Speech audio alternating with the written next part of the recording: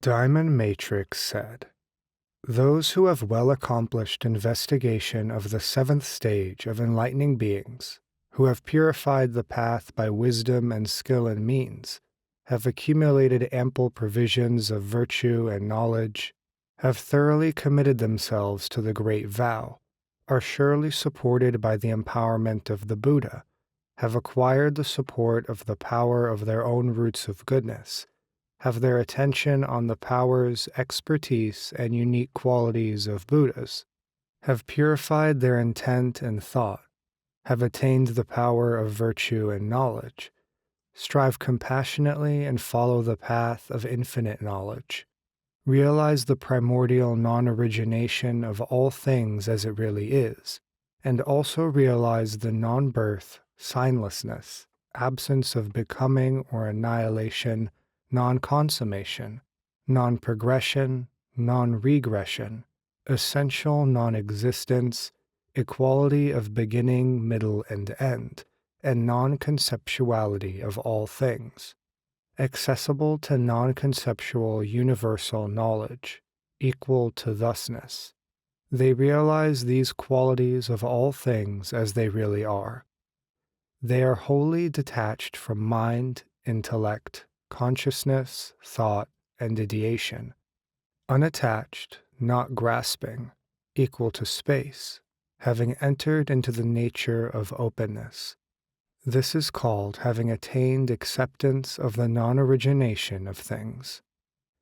Then, imbued with this acceptance, as soon as enlightening beings attain the eighth stage, immovability, they attain the profound abode of enlightening beings, which is hard to know, unadulterated, ungraspable by any notion, unoriginated, measureless, unconquerable by any listeners or individual illuminates, aloof, facing total detachment.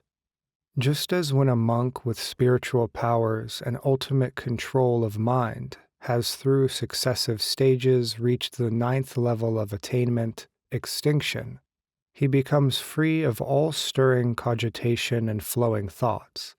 In the same way, enlightening beings, as soon as they attain the eighth stage, immovability, become freed from all efforts and attain the state of effortlessness, freed from physical, verbal, and mental striving, freed from stirring cogitation and flowing thoughts, and become stabilized in a natural state of development. It is as if a person in a dream saw himself in a great torrent. He then would make great effort, eagerly striving to get out. And because of that great effort and striving, he would wake up. And as soon as he woke up, he would be freed from all that effort and striving. In the same way, the enlightening beings, seeing the mortal being in the four torrents, desiring to come to the rescue, exert great efforts in striving for awakening of all knowledge, acting with great vigor. As soon as they reach the stage of immovability, they become free from all efforts. In these enlightening beings, no actions based on views, passions, or intentions are manifest. Just as in the Brahma heaven no afflictions of the realm of desire are acted on, in the same way enlightening beings in this stage of immovability do not carry on action of mind, intellect, or consciousness. They do not even carry on the conduct of Buddhas, of enlightenment, of enlightening beings, of nirvana, or of learners and self-illuminates. How much less would they carry on the conduct of worldlings? Furthermore, to the enlightening beings who have reached this stage of immovability, who are stabilized by the supporting power of their past vows, the Buddhas, in the course of that means of access to the teaching, miraculously effect the bestowal of knowledge of reality and say, "Good, good, this is acceptance of the ultimate truth, in accord with the teaching of Buddhas.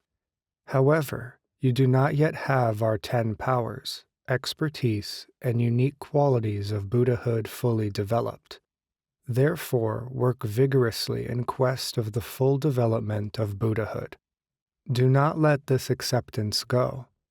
Nevertheless, though you have attained this abode of peace and liberation, you should care for these restless, agitated, ignorant beings acting on various afflictions and ravaged by various thoughts.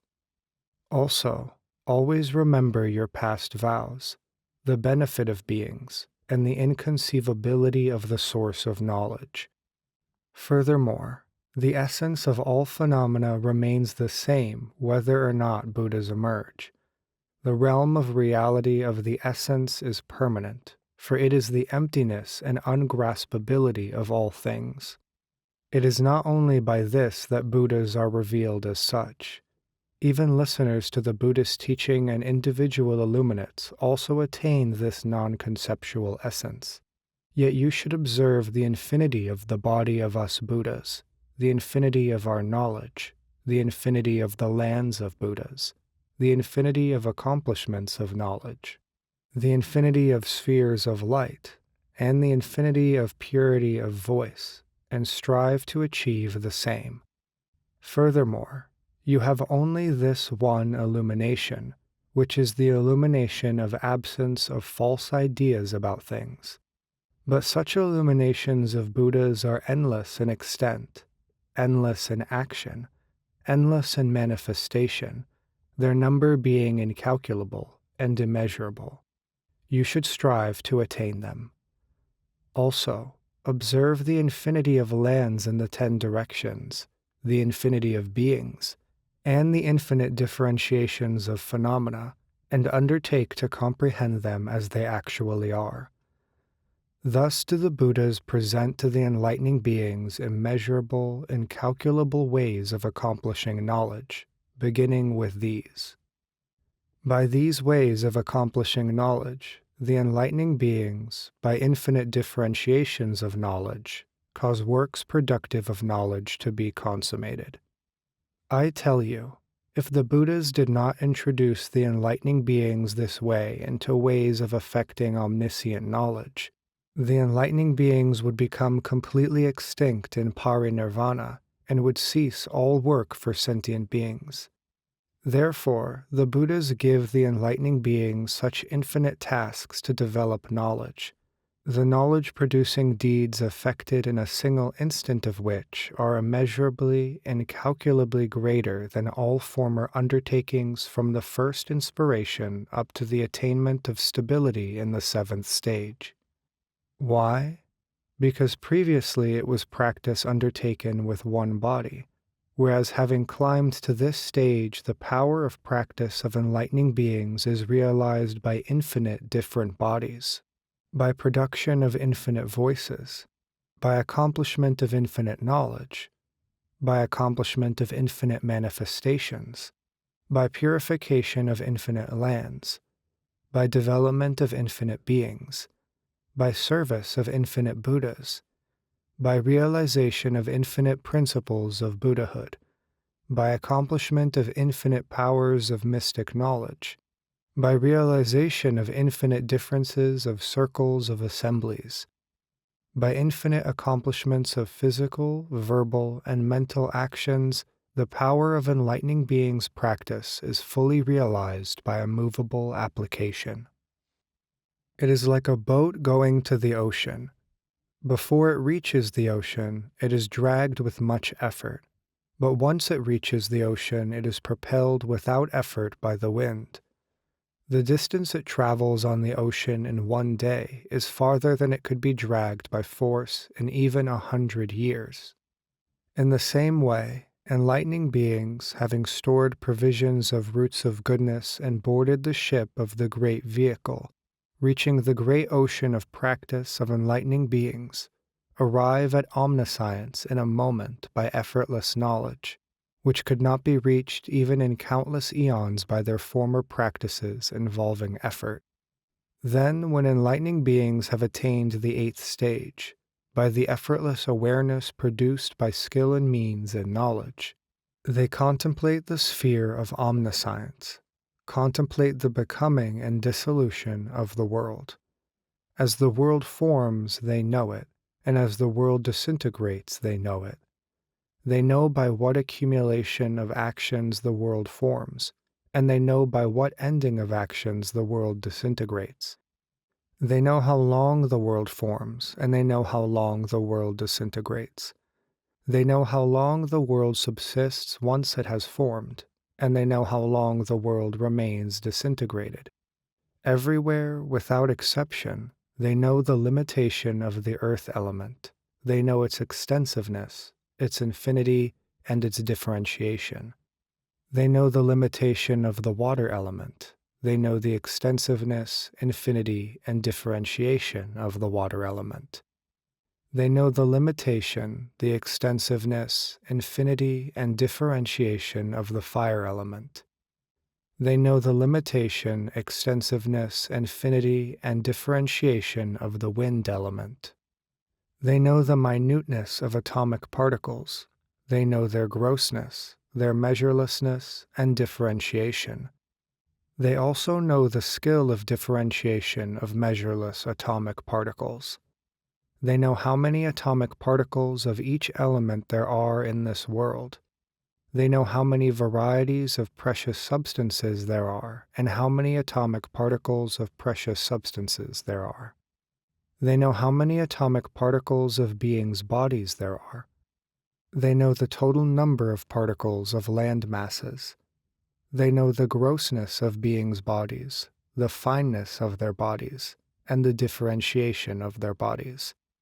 They know how many particles are formed into bodies of beings in hell, how many into bodies of animals, of ghosts, of titans, of celestial beings, and of human beings. Having penetrated this knowledge of differentiation of atomic particles, they know the formation of the realm of desire as it really is. They know the formation of the realm of form as it really is, and they know the formation of the formless realm as it really is. They know truly the dissolution of the realm of desire, the dissolution of the realm of form, and the dissolution of the formless realm. They know truly the limitation, the extension, the infinity, and the differentiation of the realm of desire, of the realm of form, and of the formless realm. They know truly what is of these three realms. Furthermore, illumined by well-developed knowledge, versed in knowledge of varieties of bodies of beings, versed in knowledge of differences in bodies of beings, and versed in knowledge of differentiations of land masses, they apply their intelligence to the production of mediums of manifestation as beings. In whatever form beings are born and attain their desires, enlightening beings adopt these forms themselves for the purpose of developing beings to maturity. Permeating a billion-world universe, enlightening beings undertake manifestation according to the form of the beings there, according to their various different inclinations, doing so by following knowledge of how to appear as reflections, according to how beings may become ripe for perfect enlightenment and liberation. In the same way, they pervade 2, 3, 4, 5, 10, 20, 30, 40, 50, up to an unspeakable number of universes, and undertake their manifestations in the forms of the beings there according to their various inclinations, by means of knowledge of how to appear as a reflection. Imbued with such knowledge, well established in this stage, while not moving from one Buddha land, they appear as reflections in the circles of Buddhas in untold Buddha lands.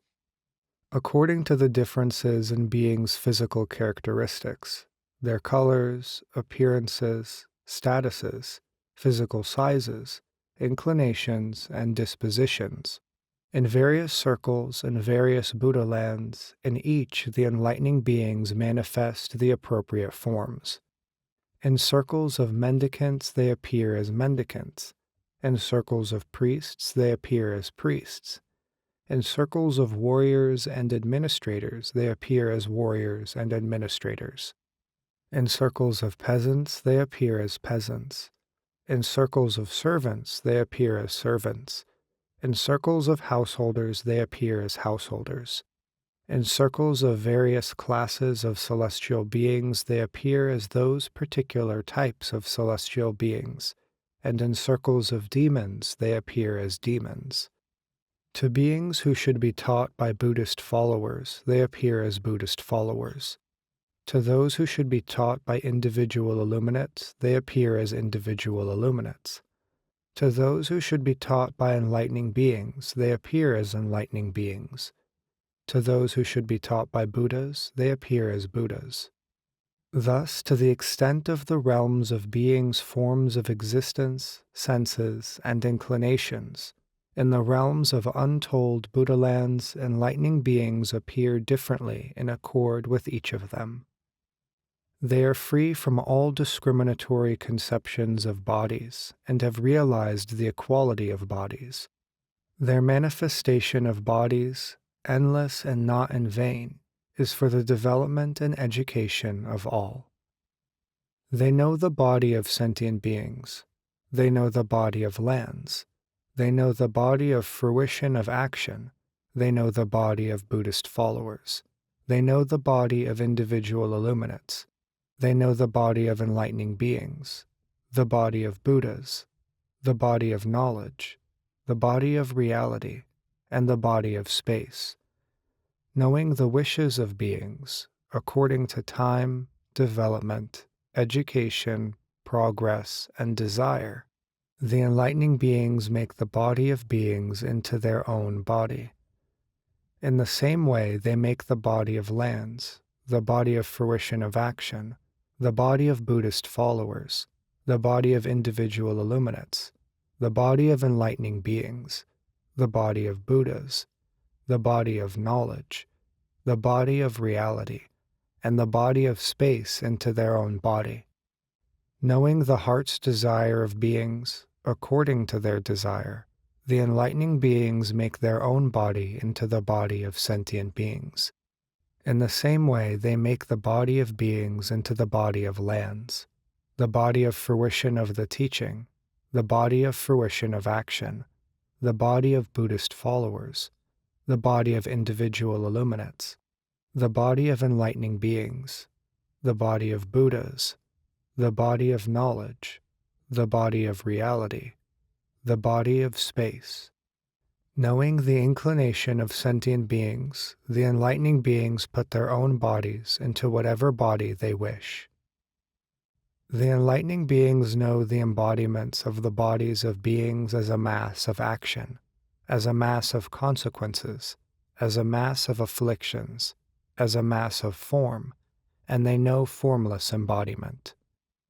They know the smallness and greatness of bodies of lands, their measurelessness, their defilement and purity, their confusion, their inversion, their evenness, their interaction, and their differentiation of place and time. They know conventional distinctions of bodies of fruition of action. In the same way, they know the conventions of distinctions of realization of bodies by Buddhist followers, individual illuminates, and enlightening beings. They know the bodies of Buddhas as the embodiment of perfect enlightenment, as the embodiment of vows, as the emanation body, as the embodiment of empowerment, as the body arrayed with marks and embellishments of greatness, as the body of light, as the mentally produced body, as the embodiment of virtue, as the body of reality, and as the body of knowledge. They know the well-considered nature of the bodies of knowledge, their derivation from truth, their inclusion in fruition and effort, their division into mundane and supermundane, their establishment of the three vehicles, their generality and uniqueness, their liberative or non-liberative qualities, whether they are proper to those undergoing training or to those beyond it. They know the equality of reality bodies, their indestructibility, their conventional definitions according to situation and agreed usage, their definition in terms of animate and inanimate, and their definition in terms of the realities of Buddha and the realities of the holy community. They know the infinity of bodies of space, their all-pervasiveness, their incorporality, their absence of falsity, and their revelation of bodies of form. Having realized such knowledge of bodies, the enlightening beings become powerful. They acquire control over lifespan among all beings, by virtue of the power to live endlessly for untold eons. They acquire control of mind, by virtue of immersion in knowledge of measureless, countless concentrations and contemplations. They acquire control over implements in terms of demonstration of the creation of many magnificently adorned sites in all worlds. They acquire control over action in terms of showing the power of fruition of deeds according to the time. They acquire power over birth in terms of manifesting birth in all worlds. They acquire control over inclination in terms of showing all worlds filled with Buddhas. They acquire control over vows in terms of manifesting perfect enlightenment in any Buddha land in any time desired. They acquire control over mystic powers in terms of showing miracles by mystic powers in all Buddha lands. They acquire control of the teaching in terms of showing the light of the teaching in its infinite aspects. They acquire control of knowledge in terms of showing the power, expertise, unique qualities, special marks and embellishments, and actualization of perfect enlightenment of Buddhas. With the attainment of these 10 controlling powers of enlightening beings, they are imbued with inconceivable knowledge, incomparable knowledge, immeasurable knowledge, vast knowledge, insuperable knowledge.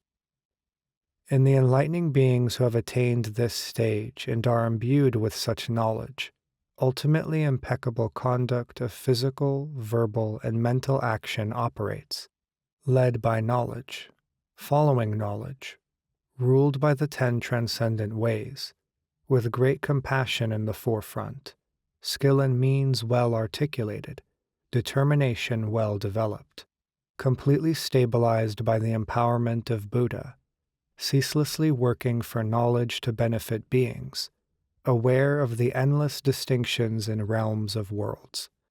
In sum, the physical, verbal, and mental actions of the enlightening beings who have attained this stage of immovability operate for the concerted development of all aspects of Buddhahood. Thus, having attained this stage of immovability, the enlightening beings become well established in willpower through freedom from the activity of all afflictions. They become firmly established in the power of determination, never deviating from the path. They become well established in the power of great compassion, not giving up the benefit of sentient beings. They become well established in the power of great kindness, being saviors of sentient beings.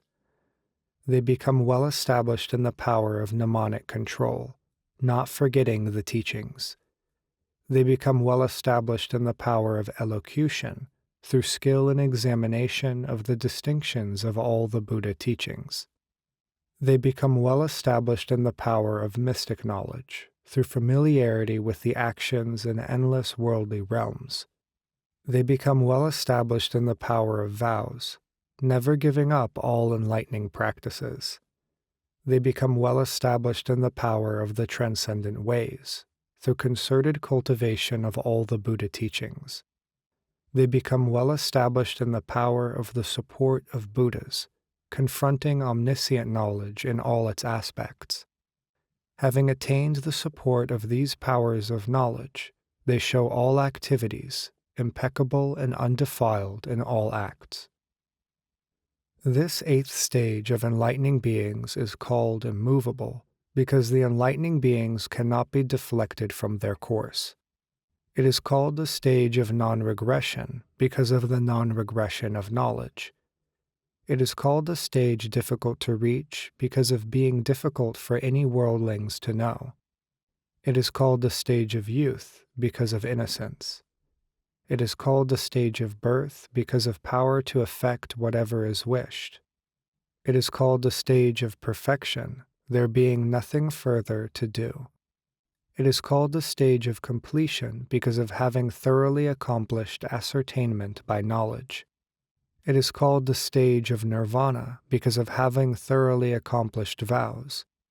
It is called the stage of empowerment because of being invulnerable to others. It is called the stage of effortlessness because of having been affected by what went before. Furthermore, having developed such knowledge, the enlightening beings enter the family of Buddhas, are illumined by the light of the virtues of Buddhas, accord with the conduct of Buddhas, come face to face with the realm of Buddhahood, and are constantly sustained by the power of Buddhas.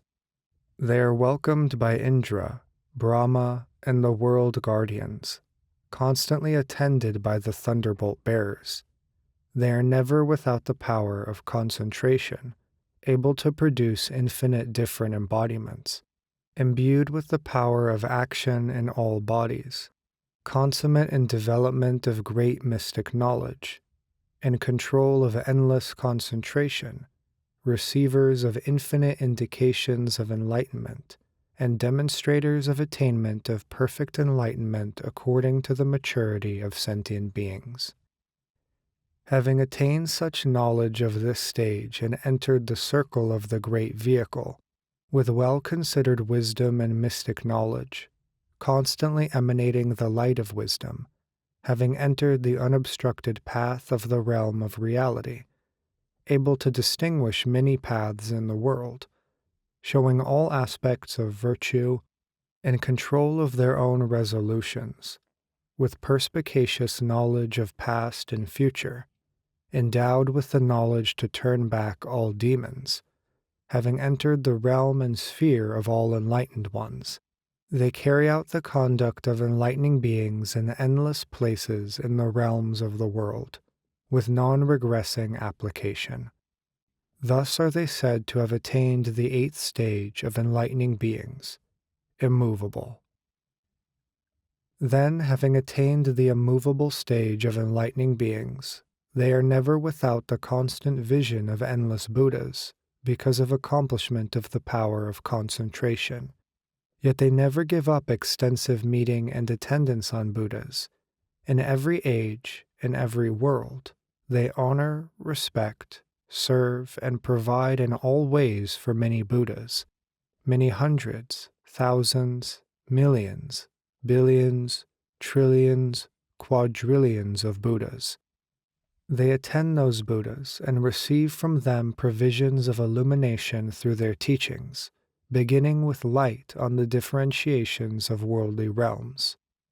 They further acquire the treasury of teachings of the Buddhas and become invincible in answering questions in the world. Those roots of goodness of theirs, forged and purified over many eons, become more radiant. Over many hundreds, thousands, millions, billions, trillions, quadrillions of eons, their roots of goodness are further forged, purified, and become more radiant. Just as well-refined gold made by a good goldsmith into an ornament and fastened on the neck or head of an emperor cannot be outshone by the ornaments of all the people in the realm, in the same way the roots of goodness of enlightening beings in this immovable stage cannot be outshone by all listeners, individual illuminates, and enlightening beings up to the 7th stage. The light of wisdom and knowledge of enlightening beings who have reached this stage annihilates the darkness of afflictions of sentient beings through accomplishment of accurate discernment of the means of knowledge. Just as a great Brahma god of 1,000 worlds, pervading the 1,000 worlds with benevolence, illumines them with light. In the same way, enlightening beings in this immovable stage, pervading up to as many worlds as atoms in 1,000,000 Buddha-lands with the light of goodwill, progressively extinguish the fires of beings' afflictions and cool them off. Among the 10 transcendent ways, transcendent vowing becomes predominant in these enlightening beings, while they practice the others as best they can. This is a summary of the 8th stage of enlightening beings, called immovable, the details of which would take forever to explain. Most of the enlightening beings in this stage become great Brahmas, lords of 1,000 worlds, supreme, invincible, seeing what is beneficial, imbued with controlling power, capable, mighty, skilled in the presentation of explanation of the transcendent ways of all listeners, individual illuminates, and enlightening beings, insuperable in answering questions about the differentiations of worldly realms. Whatever they do, whether by way of giving, or kind speech, or beneficial action, or cooperation, is never apart from thoughts of Buddha, the teaching, the community, enlightening beings, the practices of enlightening beings, the ways of transcendence, the stages, the powers, expertise, and unique qualities of Buddhas, and ultimately of omniscience in all its aspects. Why? That they may become the best of beings, unexcelled leaders and guides, and ultimately all-knowing refuges. Accordingly, they bring forth such energy by which they instantly attain as many concentrations as atoms in 1,000,000,000,000 world systems. See as many Buddhas as atoms in 1,000,000,000,000 world systems and acknowledge their power. Shake as many lands as atoms in 1,000,000,000,000 world systems. Illumine as many worlds as atoms in 1,000,000,000,000 world systems. Mature as many beings as atoms in 1,000,000,000,000 world systems. Abide for as many eons as atoms in 1,000,000,000,000 world systems. Penetrate as many eons past and future as atoms in 1,000,000,000,000 world systems. Ascertain as many ways into the teaching as atoms in 1,000,000,000,000 world systems, and manifest as many bodies as atoms in 1,000,000,000,000 world systems, manifesting each body with the company of as many enlightening beings as atoms in 1,000,000,000,000 world systems. Beyond that, enlightening beings with the power of vowing produce, by the excellence of their vows, countless transformations of the body, aura, light, mystic powers, vision, sphere of action, voice, activity, adornment, power, resolution, or performances. Then Diamond Matrix spoke these verses describing this stage. Having purified wisdom and means in the 7th stage, well provided for the way, committed to great vows, firmly established, the best of humans, imbued with goodness, seeking knowledge, they enter the 8th stage. With virtue and knowledge, compassion and benevolence, going on infinite paths of knowledge, with awareness like space, with the power of certain understanding of the teachings they hear, the great sages attain acceptance of non-origination, tranquil and subtle. Primordially unborn, unoriginated, signless, all is imperishable, not having become, unproduced, void of essence of being, thus, beyond conception. So they are freed from thought and mentation, just like space. Accepting all things as such, free from idle fancy, profoundly immovable, they arrive at peace of mind. It can hardly be known by worldlings, by their analytic reasoning, because it is beyond concepts grasping mental images.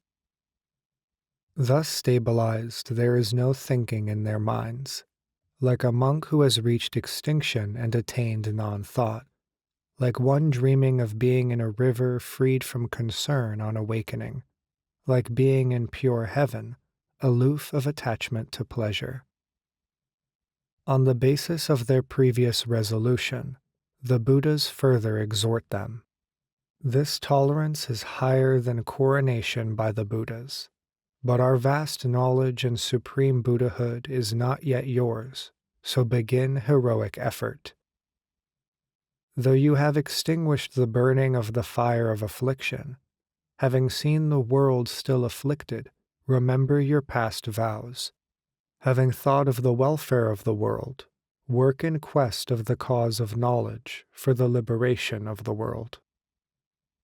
The real essence of things is permanent, suchness, beyond thought. In all Buddhas, Buddha's disciples, and individual illuminates, it is not by this that the Buddhas appear in the world with 10 powers, but only by vast knowledge, unattached to past, present, or future. Thus do the incomparable ones, worthy of the honor of humans and gods, provoke in the enlightening beings thoughts of many aspects of knowledge, endless entry into consummation of the Buddha teachings, of which past enlightening practice was not even a fraction.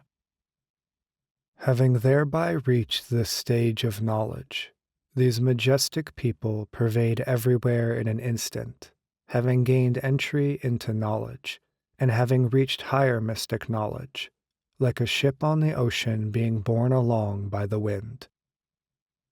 Free from mental effort, established in the work of knowledge, they discern the becoming, decay, and subsistence of lands, and penetrate the differentiations of the elements, their fineness, grossness, and distinctions. They go into every atom in the billion world system, the differentiation of the elements and bodies of beings, the distinctions in particles of precious substances in the realms of bliss. Knowing these, by their range of knowledge they calculate them all. Their minds developed in knowledge, they bring all bodies into their own body for the benefit of the beings. Pervading the billion worlds with various forms, they manifest various bodies in endless worlds. Just as the sun and moon, while in the sky, appear as reflections in water, remaining in the highest knowledge of the unmoving essence of thusness, enlightening beings appear as reflections, intending to purify the world. According to beings' dispositions and the differences in their forms, enlightening beings appear in all groups, in all worlds. They appear as disciples, as self-enlightened, as enlightening beings, and in the glorified form of Buddhas. Beings, lands, as well as bodies of fruition of deeds, the various bodies, of reality, of knowledge, the bodies of sages, the body of space, majestic, all equal, they manifest with various mystic powers to satisfy the world. With tenfold control and reflection based on pure knowledge, acting in accord with knowledge, following kindness and compassion, doing whatever produces the qualities of all Buddhas, physically, verbally, mentally, they are stable as a mountain. All the 10 powers of enlightening beings, unshakable, they attain to, invulnerable to all demons. Empowered by Buddhas, they are honored by the gods, and always attended by thunderbolt bearers. The virtues of those who have attained this stage are endless, and could not be exhausted in a billion eons. Furthermore, they associate with millions of Buddhas, and become radiant as regal crowns. The enlightening beings who have attained this stage become great Brahmas, lords of 1,000 worlds, rich in virtue, able to expound the 3 vehicles inexhaustibly. Their pure light of benevolence destroys the afflictions of the world. In a single instant they attain concentrations numerous as atoms in 1,000,000 world systems, steadfast, and see that many abodes of beings in the 10 directions, and those with superior will go even beyond this. This has been a summary of the 8th stage of enlightening beings, the details of which would take forever to tell. When this stage had been explained, the Buddha's power shook millions of lands, incalculable, unthinkable. Shining light emanated from the body of the All-Seer. The lands illumined by the light, the beings therein were enraptured. 1,000 enlightening beings hovering in the sky presented the Buddha with gifts surpassing those of the gods. The gods of the higher heavens, ecstatic, honored the ocean of virtue with a variety of offerings. Then 1,000 goddesses, thrilled, their senses all delighted, honored the teacher with celestial song.